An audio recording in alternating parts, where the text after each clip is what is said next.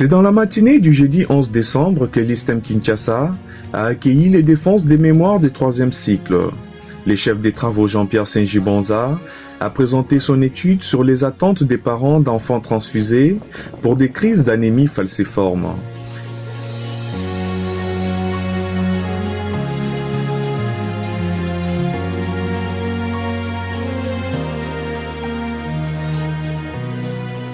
Accompagné de sa famille et de nombreux amis, il a défendu son travail devant un jury composé d'éminents professeurs et docteurs.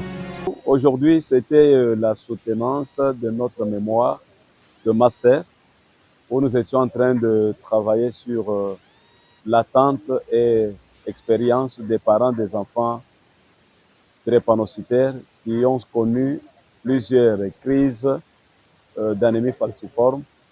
Nous avons compris qu'en dehors du VIH-Sida et la tuberculose, la drépanocytose reste une grande pathologie génétique qui conduit au décès de plusieurs enfants. Et nous avons pensé qu'il faudra que nous puissions démontrer ça, défendre sur ça, pour amener l'implication de tout le monde, toutes les couches, que ce soit les parents, que ce soit les personnels de santé, même les personnels de l'État, afin qu'ils puissent se donner à aider cette population meurtrie qui est en train de souffrir, à l'occurrence les enfants qui souffrent de la drépanocytose, pour qu'ils puissent quand même parvenir à avoir une prise en charge gratuite, avoir un accompagnement psychosocial, parce que la drépanocytose conduit à des stress et des émotions. Et ça demande qu'il y ait une bonne prise en charge psychosociale en plus de la prise en charge médicale. Nous avons retenu une chose très essentielle et qu'il fallait incorporer à l'intérieur aussi la prise en charge traditionnelle.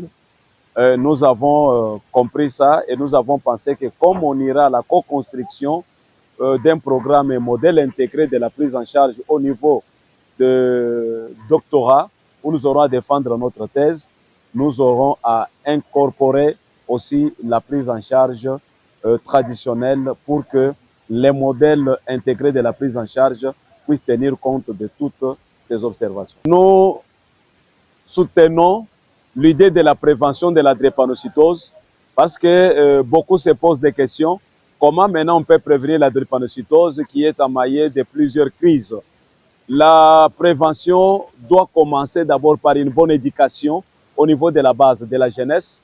Au niveau des écoles, on doit assurer une bonne éducation et information sur le dépistage. Comme on le fait pour le VIH-Sida, on doit aussi tout faire pour qu'il y ait le dépistage de la drépanocytose à partir de la jeunesse, à partir de nos écoles. Ça doit être enseigné pour que chacun puisse déjà connaître son état.